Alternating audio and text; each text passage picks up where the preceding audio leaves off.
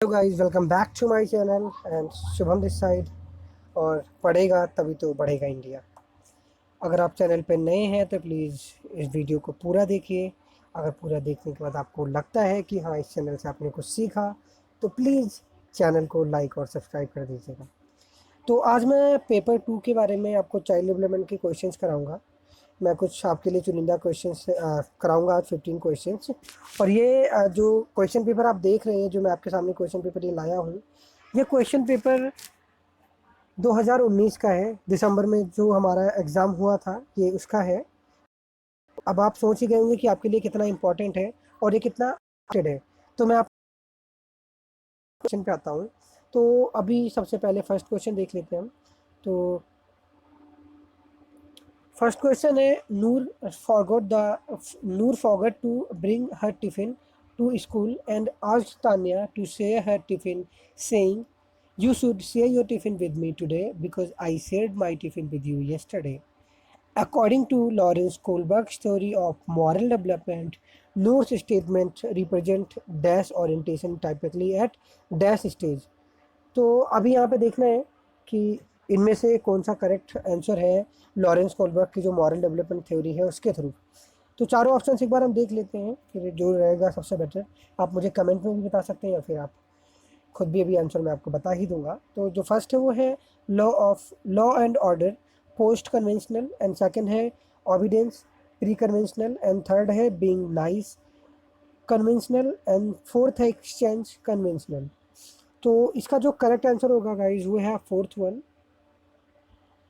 Fourth correct answer है, यानी कि एक्सचेंज एंड कन्वेंशनल ये दोनों रहेगा। अभी हम सेकंड क्वेश्चन की तरफ बढ़ते हैं। सेकंड क्वेश्चन है, widely held beliefs about typified characteristics deemed appropriate for different sexes in the society are referred to as। अब इसके भी फोर ऑप्शंस हैं, वी कैन चेक है। तो फर्स्ट वन है जेंडर डिस्क्रिमिनेशन, सेकंड है जेंडर रूल्स, एंड थर्ड है gender identity, and fourth है जेंडर स्टीरियोटाइप। तो इसका जो आंसर होगा गाइस वो है बी, यानी कि जेंडर रूल्स। तो बढ़ते हैं हम थर्ड क्वेश्चन की तरफ। अब थर्ड क्वेश्चन एक बार देखिए।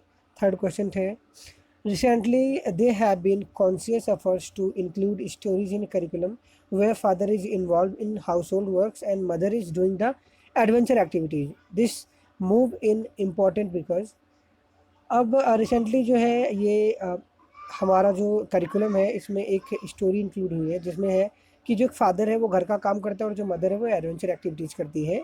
तो ये मूव इम्पॉर्टेंट है क्योंकि अब हमें इसमें से फाइंड आउट करना है जो सबसे अप्रोप्रिएट आंसर है उस चीज़ को। तो हम देख लेते हैं।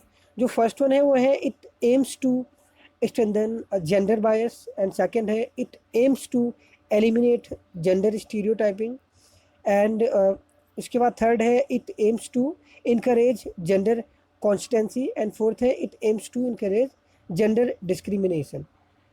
ऑब्वियसली अगर हम बात कर रहे हैं हम यहाँ पे जो हमारा ये जेंडर स्टीरियोटाइप है इस चीज़ को ख़त्म कर रहे हैं, इसे हम एलिमिनेट कर रहे हैं, तो इसका आंसर भी जाहिर सी बात है सेकंड होगा।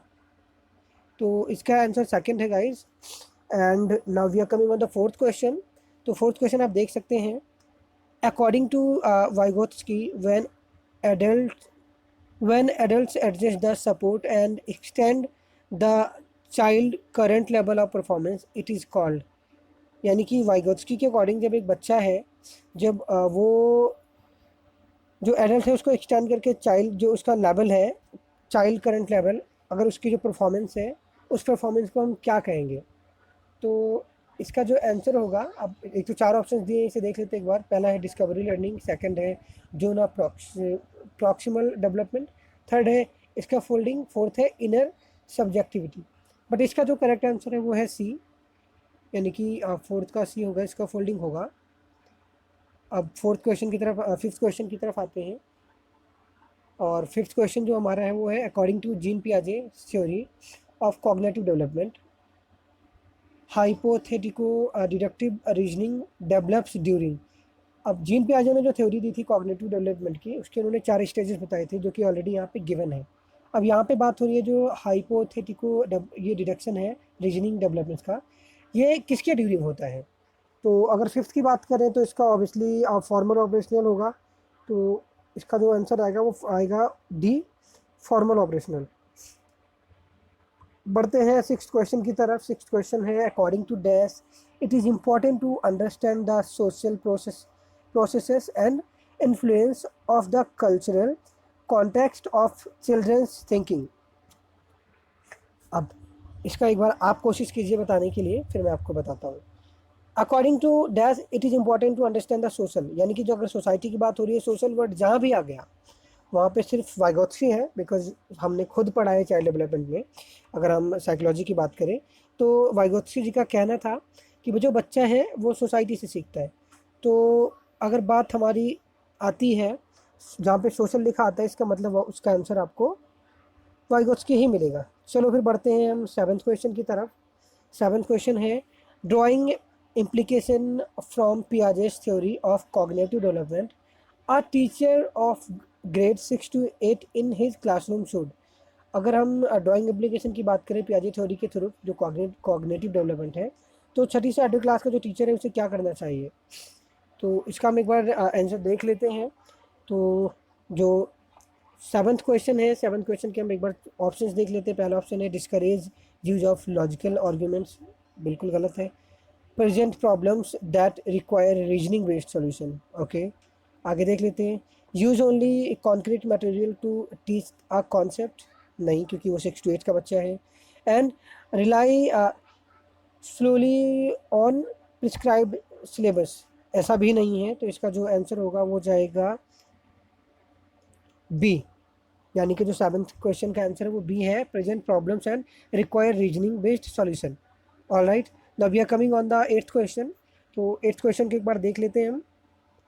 As per Harvard Gardner's theory of multiple intelligence, what should be the characteristics of a person with logico mathematical intelligence, okay. Harvard Gardner की बात करें, इनकी थ्योरी जो मल्टीपल इंटेलिजेंस की थ्योरी है उसके अकॉर्डिंग जो एक पर्सन का जो लॉजिको मैथमेटिक्स का ये इंटेलिजेंस है वो, उसका जो कैरेक्टरिस्टिक्स है वो कैसा है। तो उसकी कैरेक्टरिस्टिक्स की बात करें तो एट्थ क्वेश्चन का जो आंसर जाएगा, एक बार हम सारे देख लेते हैं। पहला हो गया sensitivity to the sounds, rhythms, and meaning of words. Second, ability to perceive visual spatial world accurately. And third, ability to produce and appreciate pitch, rhythm, and aesthetic quality of musical expressiveness. And fourth है sensitivity to and capacity to detect patterns and a long chain of reasoning। Correct. अगर हम इस question की बात करें, eighth question का जो answer जाएगा वो जाएगा डी। तो इसका आंसर डी है गाइस। अब हम बढ़ते हैं अपने नेक्स्ट क्वेश्चन की तरफ। तो नेक्स्ट क्वेश्चन है, the process by which children develop habits, skills, value and motives that make them responsible productive members of society is called. Obviously ninth का जो आंसर जाएगा, नाइन्थ का आंसर सोशलाइजेशन ही होगा, क्योंकि ये सारी चीज़ें सोसाइटी के थ्रू ही हो पाएगी। तो सोशलाइजेशन होगा। अब हम बढ़ते हैं टेंथ क्वेश्चन की तरफ। टेंथ क्वेश्चन हमारा है, which of the following statement about the role of heredity and environment in human development is correct. All right, तो हम इसके एक बार आंसर, इसके ऑप्शंस देख लेते हैं। तो पहला ऑप्शन है, the only reason for individual differences is heredity, नहीं। Environmental influence totally shape the development of a human, not correct. Neither heredity nor environment influence human development, okay। Last पढ़ लेते हैं हम। लास्ट है, heredity and environment both influence human development in a complex interplay। अब देख सकते हैं, तो आपके अकॉर्डिंग भी ये जो आंसर है इसका फोर्थ ही सही है, तो हम भी फोर्थ पे ही लगाएंगे। तो इसका जो गाइस करेक्ट आंसर है आप वो देख सकते हैं, the correct answer would be fourth. अब बढ़ते हैं हम नेक्स्ट क्वेश्चन की तरफ। तो 11th क्वेश्चन है हमारा, in a progressive classroom. Progressive classroom में इसमें जो ऑप्शन है देखना है हमें, और जो अप्रोप्रिएट और करेक्ट है उसको ही सिलेक्ट करना है। तो knowledge is constructed by the learner, okay. Knowledge is received passively by the learner, knowledge is reproduced by the learner as it is, knowledge is recalled by the learner as per instruction of the learners। तो इसका जो answer जाएगा वो जाएगा ए, 11th का A answer होगा।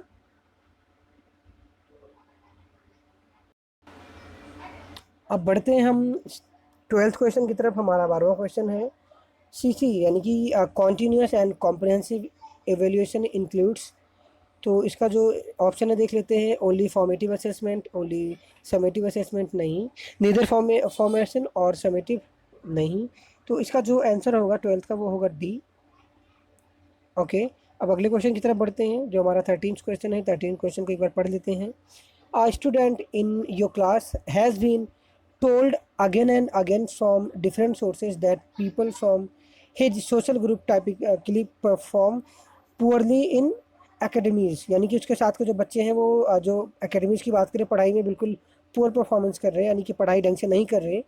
To reduce the impact of this stereotype and resultant stereotype threat a teacher initially step can be. जो teacher का स्टेप होगा वो क्या होगा, एक बार हम देख लेते हैं। तो इसका जो पहले एक बार चारों ऑप्शन देख लेते हैं हम। इग्नोरिंग सच कंसर्न्स नहीं, organizing a competition between student from different social groups. Okay, आगे देख लेते हैं। Suggesting the student to leave academies and join some other domains. ऐसा तो बच्चे को हम बिल्कुल भी नहीं बोलेंगे क्योंकि इससे तो बच्चे के दिमाग पे बहुत बुरा असर पड़ेगा और शायद वो फिर अपनी पढ़ाई भी छोड़ दे।